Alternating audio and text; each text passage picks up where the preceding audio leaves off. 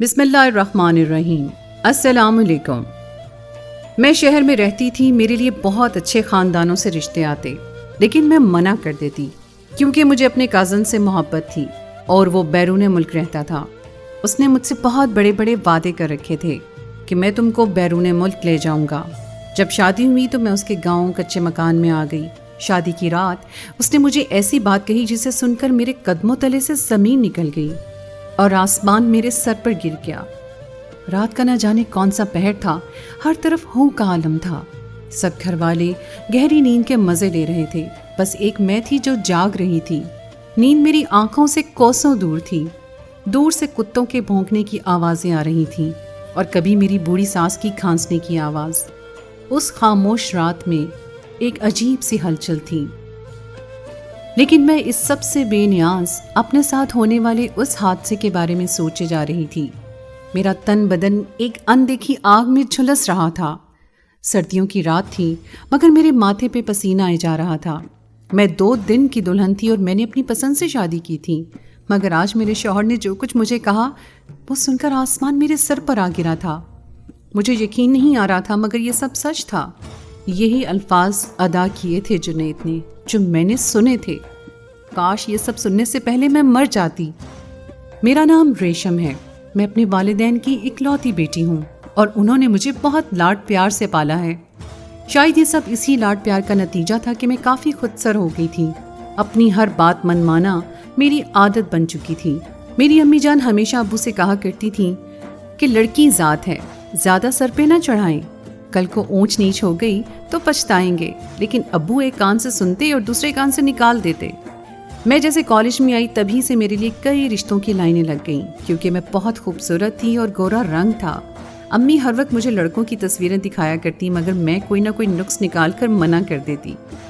شروع میں تو امی ابو نے اس بات کو زیادہ سنجیدگی سے نہیں لیا، مگر ایک دن امی نے پوچھ لیا، ریشم آخر تم کیوں منع کرتی ہو؟ آخر تم نے شادی نہیں کرنی کیا؟ وہ سخت غصے میں تھی۔ پیاری امی، میں شادی کروں گی، لیکن اپنی مرضی سے کروں گی اور پسند سے کروں گی۔ کسی ایرے غیرے کو اپنا جیون ساتھی نہیں بنا سکتی میں نے مسکرا کر ان کے گلے میں باہر ڈال دی۔ امی کا موڈ سخت آف ہو چکا تھا اور وہ ابو کو میری شکایت لگانے کی دھمکی دیتی ہوئی کچن میں چلی گئی۔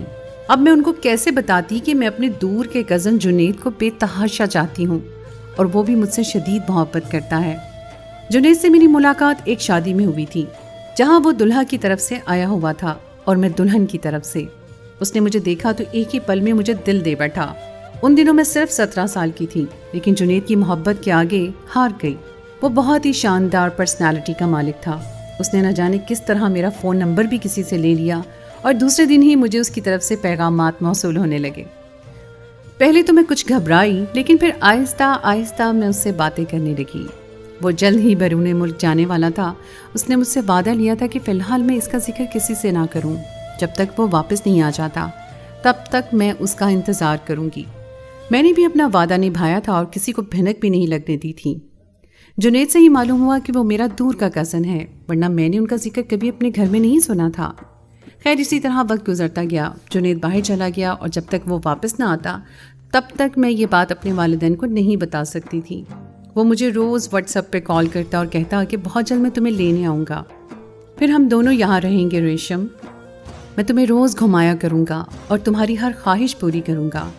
اس کی باتوں پہ میں دل و جان سے یقین کر لیا کرتی تھی۔ ویسے بھی مجھے بیرون ملک میں گھومنے کا بہت شوق تھا، بس میں دن گن کے انتظار کیا کرتی کہ کب وہ مجھے لینے آئے گا۔ اس نے بتایا تھا کہ اسے وہاں بہت اچھی جاب ملی ہے۔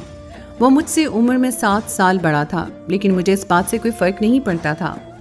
اسی طرح دن گزرتے گئے اور میرا BA بھی مکمل ہو گیا، اور ایک دن اچانک امی نے مجھے بتایا کہ انہوں نے میری بات پکی کر دی ہے۔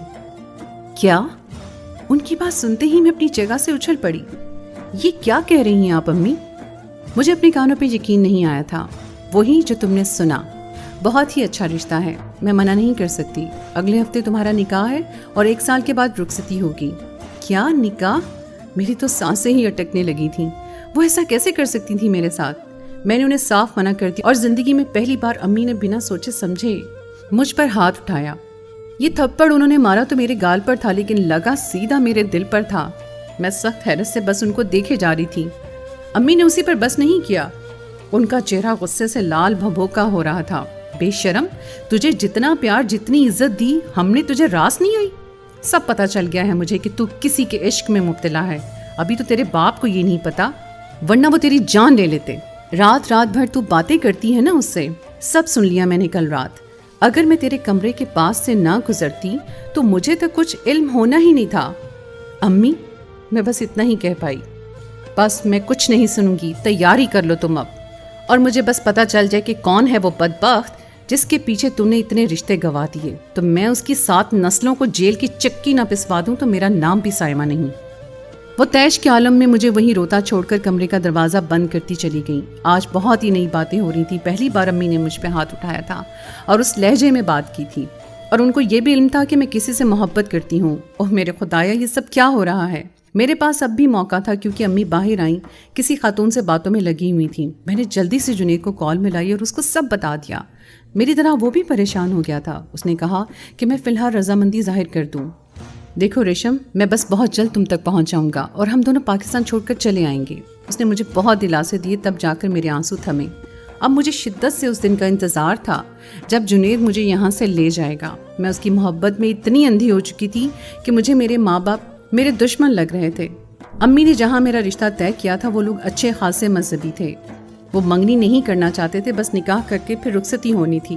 میں نے بظاہر رضامندی ظاہر کر دی تھی، جس وجہ سے امی بھی اب مطمئن تھیں. وہ مجھے روز شاپنگ پہ لے جاتی ہیں اور میں بس خاموشی سے ان کے ساتھ چلی جایا کرتی تھی. اسی طرح ایک ہفتہ گزر گیا اور وہ دن بھی آ گیا جب میرا نکاح ہونا تھا. اب تو مجھے ہال اٹھنے لگے تھے، آخر جنید اب تک کہاں ہے؟ اس طرح تو میرا نکاح ہو جاتا کسی اور کے ساتھ. میں امی کے ساتھ پارلر میں تھی، مجھے دلہن بنایا جا رہا تھا، لیکن میرا دل خون کے آنسو رو رہا تھا. امی نے میری کزن کو میرے ساتھ بٹھایا اور کہنے لگی، بیٹا مجھے جانا ہوگا، بارات آنے والی ہے، کسی کو تو شادی ہال میں ہونا چاہیے. جب تم تیار ہونا تو فون کر دینا، میں گاڑی بھجوا دوں گی. وہ جلدی میں جانے لگی. میری کزن سارا میرے ساتھ بیٹھی تھی. اسی وقت میرے فون پہ میسج آیا. وہ جنید کا تھا. اس میں لکھا تھا، کسی طرح باہر آ جاؤ، میں وہیں کھڑا ہوں.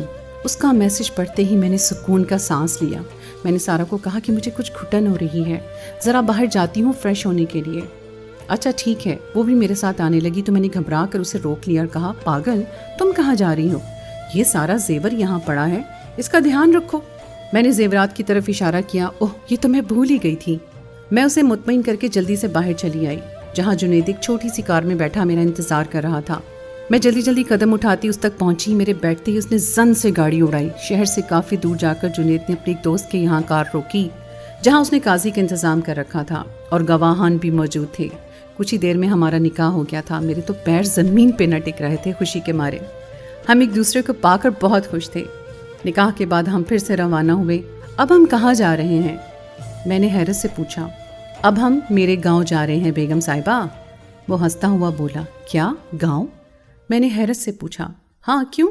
تمہارا پاسپورٹ وغیرہ بنے گا اور بھی کافی کاغذی کارروائی ہوگی، اس لیے تب تک تم وہیں رہو گی تاکہ کسی کو کانوں کان خبر نہ ہو کہ تم کہاں ہو، کیونکہ ہو سکتا ہے آپ کے والدین پولیس میں رپورٹ کر دیں. پولیس کا نام سن کر میں دہل گئی اور دل تھام لیا. واقعی ابو ایسا کر سکتے تھے. وہ تو شکر ہے ان کو علم نہیں تھا کہ میں کس کے ساتھ بھاگی ہوں. اب خوف میرے چہرے پہ ظاہر تھا اور جنید کسی گہری سوچ میں ڈوبا ہوا ڈرائیو کر رہا تھا. ہم کافی دیر سفر کرتے رہے. اب صبح ہونے والی تھی. میری آنکھیں بند ہونے لگی تھیں اور پھر مجھے ہوش نہ رہا. میں کافی دیر تک گہری نیند سوتی رہی. میری آنکھ جنید کے جھنجھوڑنے پر کھلی. ہاں، میں نے گھبرا کر آنکھ کھولی. کچھ سمجھ نہیں آ رہا تھا کہ کہاں ہوں. آ جائیں بیگم صاحبہ، گاؤں پہنچ گئے ہیں ہم. وہ مسکراتے ہوئے بولا تو میں بھی ہنس دی. وہ میرا ہاتھ پکڑ کر گھر کے اندر آیا. وہ ایک پرانی حویلی تھی جو کافی خستہ حال تھی، لیکن میں نے سوچا کہ مجھے یہاں کون سا رہنا ہے، میں تو چند دن میں جنید کے ساتھ کینیڈا چلی جاؤں گی. یہ سوچ کر مجھے سکون ملا. گھر میں میرے قدم پڑتے ہی جنید زور زور سے ہنسنے لگا اور زور زور سے سب گھر والوں کو پکارنے لگا. جو کچھ وہ کہتا جا رہا تھا وہ سن کر میرے تو پیروں تلے سے زمین کھسکتی جا رہی تھی. آسمان جیسے میرے سر پہ آ گرا تھا. جنید کہتا جا رہا تھا، دیکھیے خالہ جان، میں لے آیا بختیار خان کی بیٹی کو. ہا ہا ہا. کیا سما ہوگا آج اسلام آباد کے اس مہنگے ترین شادی ہال میں جہاں بختیار خان کی بیٹی کا نکاح ہونے والا تھا، اور کیسے اس کی بیٹی اس کی عزت کا جنازہ نکال کر کسی اور کے ساتھ چلی گئی. وہ نہ جانے کیا کہتا جا رہا تھا اور میرا سر چکرا رہا تھا. یہ کیا کہہ رہے ہو جنید؟ میں نے اس کا ہاتھ پکڑ کر پوچھا. اور ہاں، آپ کو تو میں بتانا ہی بھول گیا.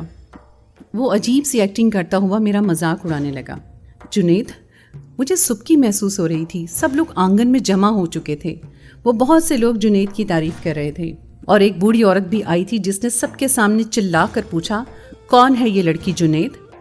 खालाजान, ये है रेशम, बख्तियार खान की बेटी। इससे आगे मुझसे कुछ सुना ना गया और मैं चकरा कर गिर पड़ी। काफ़ी देर पे होश रहने के बाद जब मुझे होश आया तो वही बूढ़ी औरत मेरे साथ बैठी थी। उसे देखकर मुझे सब कुछ याद आ गया और मैं फूट फूट कर रोने लगी। आंटी, ये सब क्या है? जुनैद को क्या हो गया है? वो क्यों ऐसी बातें कर रहा था? मैं बमुश्किल रोते हुए बोल पाई। तब उस औरत ने बताना शुरू किया, बेटी, ये आज से 30 साल पहले की बात है जब तुम्हारे बाप और मेरी बहन गुलबानो एक दूसरे के बचपन के मंगेतर थे। गुलबानो बख्तियार से बहुत मोहब्बत करती थी और वो उसकी मोहब्बत में जैसे अंधी हो चुकी थी। हर वक्त उसके आगे पीछे फिरा करती थी। उन दिनों बख्तियार भी उसी गांव में रहा करता था। फिर एक दिन बख्तियार शहर चला गया अपनी तालीम मुकम्मल करने के लिए और उसके बाद उसे यहाँ आना जाना बिल्कुल कम कर दिया। मेरी बहन हर रोज़ गली में देखा करती कि शायद वो आ जाए, मगर वो लौट कर ना आया। फिर एक दिन उसकी माँ की तबीयत बहुत ख़राब हुई तो उसको तार भेजा कि जल्दी आ जाए और उसी दिन वो वापस आ गया। उसकी माँ ने बहुत जल्दी मचाई कि मैं मरने से पहले तुम्हारे सर पर सेहरा देखना चाहती हूँ और इस तरह शादी की तैयारियां शुरू कर दी गईं। दूसरे दिन शादी थी। गुलबानो दुल्हन बनी बहुत जच रही थी। सारा गांव ढोल बाजे बजा रहा था। जब निकाह का वक्त आया तो बख्तियार कहीं नजर ही ना आया और अपने कमरे में एक खत छोड़ गया। अम्मा, मुझे माफ़ कर दे, मैं गुलबानो से शादी नहीं कर सकता। मैं उसे कभी खुश नहीं रख पाऊंगा क्योंकि मैं अपनी क्लास फेलो साइमा से बहुत मोहब्बत करता हूँ और उसके वालिद भी राजी हैं। अनकरीब हम शादी करने वाले हैं। मैं गुलबानो को किसी धोखे में नहीं रख सकता। ये खत पढ़ते ही हर तरफ शोर मच गया, दुल्हा भाग गया, दुल्हा भाग गया। ये सुनना था कि गुलबानो चकरा कर गिर पड़ी। काफ़ी देर तक वो बेसुध रही और हर तरफ कोहराम मच गया। मेरे मरहूम अब्बा जान गम और गुस्से की हालत में थे और उन्होंने ऐलान किया कि मेरी बेटी दुल्हन बनी है तो आज ही इसकी शादी होगी। और उन्होंने उसी वक्त मेरे चचा ज़ाद ज़ुबैर से गुलबानो का निकाह तय कर दिया। गुलबानो को होश आया और उसने कह दिया, कबूल है, कबूल है, कबूल है, और ये निकाह हो गया। मगर वो तो बाद में पता चला कि गुलबानो अपने होशा हवास खो बैठी थी। अब उसे कुछ इल्म नहीं था कि इसकी शादी किससे हुई है। सारा दिन खोई खोई इसी एक कोने में पड़ी रहती और चंद माह बाद वो उम्मीद से हो गई। सब ने सोचा अब वो ठीक हो जाएगी, मगर वो बदनसीब जुनैद को जन्म देते ही इस जहान फ़ानी से कूच कर गई। बख्तियार ने जो ज़ख्म उसकी रूह को लगाया था वो उसे अंदर ही अंदर खा गया। फिर जुनैद की परवरिश मैंने की और अब्बा ने मेरा निकाह ज़ुबैर से कर दिया ताकि मैं अपने भांजे की परवरिश कर सकूं। जब जुनैद ने जवानी की दहलीज पे कदम रखे तो गांव वालों ने उसे सब सच्चाई बता दी और तब से उसके सर पे इंतकाम का भूत सवार था। लेकिन बेटी, मैंने सोचा भी नहीं था कि वो इस हद तक चला जाएगा। वो पशेमानी से कहे जा रही थी। उसी वक्त जुनैद अंदर आया। देखा खालाजान, मैंने अपनी अम्मी जान का बदला कैसे लिया। इस शख्स ने जिस तरह मेरी माँ को रोता छोड़कर चला गया था, पूरे गांव के सामने आज उसी की बेटी उसे सारे शहर में रुस्वा करके चली आई। वो अब भी उसी लहजे में बात कर रहा था। मुझे रह रह कर अब्बू की याद आ रही थी। कैसे उन्होंने लोगों का सामना किया होगा। ऐसा क्यों किया तुमने जुनैद? मैंने अपने होंठ काटते हुए उससे शिकवा किया। तुम्हें पता है रेशम, मैं कब से इस दिन के इंतजार में था कि तुम्हारा कहीं रिश्ता तय हो और तुम शादी के दिन भरे मजमे में अपने वालिद को रुस्वा करके मेरे साथ चली आओ। कब से मैं इस शख्स का झुका हुआ सर देखना चाहता था। मेरे दोस्तों ने पूरी वीडियो बना के भेजी है मुझे, जब दुल्हा वालों ने खूब तजलील की बख्तियार खान की। वहाँ मेरी सोच से भी ज्यादा था। ये देखो जरा। वो खुशी से मुझे वीडियो दिखाने लगा। मैंने हाथ बढ़ाकर उसका फ़ोन छीनकर फर्श पर दे मारा। शर्म नहीं आती तुम्हें? तुमने जानबूझकर मुझे ट्रैप किया ताकि अब्बू से अपना बदला ले सको। आखिर मैंने क्या बिगाड़ा था तुम्हारा? मैंने तो सच्ची मोहब्बत की थी तुमसे। तुम्हारे लिए कुछ भी करने को तैयार थी मैं शिद्दत जज्बात में चिल्लाने लगी। वो फिर हंसा। तुम रेशम बख्तियार, तुम मुझसे क्या मोहब्बत करोगी और कैसे वफा करोगी? जिस लड़की ने अपने नाज उठाने वाले बाप को एक गैर लड़के के लिए धोखा दिया, वो मुझसे कैसे वफा कर सकती है? अब वो मेरा तमस्खर उड़ाने लगा। कभी सोचा भी है तुमने एक अनजान अजनबी लड़के की खातिर तुमने अपनी जान छिड़कने वाले माँ बाप को छोड़ दिया और अब तुम समझती हो कि मैं तुम जैसी लड़की पे भरोसा कर सकूंगा? नहीं रेशम, अब तुम यही इसी घर में सड़ती रहोगी जिंदगी भर। तुम्हें अपने बाप के किए की कीमत चुकानी होगी। जिस तरह मेरी माँ की जान चलेगी, ठीक इसी तरह तुम भी सिसक कर मरोगी, समझी? वो पैर पटकता हुआ कमरे से चला गया और मेरे लिए सोच का नया दर खोल गया। वो बिल्कुल ठीक ही तो कह रहा था। भला मुझ जैसी लड़की का क्या एतबार? अब्बू ने क्या कुछ नहीं किया मेरे लिए और मैं एक अनजान के पीछे यूं उनको जिंदा दरगोर करके आ गई। मेरी जैसी बेटियों की यही सजा होनी चाहिए। ہاں مجھے یہ قید اب منظور ہے، اپنے گناہ کی سزا دنیا میں ہی کاٹ لوں تو اچھا ہے، ورنہ آخرت میں کیا منہ دکھاؤں گی کہ حوا کی بیٹی اتنی کمزور ہے کہ آنکھیں بند کر کے بھروسہ کر لیتی ہے اور دھوکہ کھاتی ہے۔ کاش میں وقت پہ سنبھل جاتی، مگر سچ کہتے ہیں سیانے، اب پچھتائے کیا ہوت جب چڑیاں چگ گئی کھیت۔ تو دوستو یہ تھی ہماری آج کی کہانی۔ امید ہے آپ کو ہماری آج کی کہانی پسند آئی ہوگی۔ کہانی اچھی لگے تو ہمارے چینل میری آواز کو سبسکرائب ضرور کیجیے گا، اور اپنی رائے کا اظہار کرنا چاہیں تو کامنٹ سیکشن میں ضرور کیجیے گا۔ اگلی کہانی تک کے لیے مجھے اجازت دیجیے۔ اللہ حافظ۔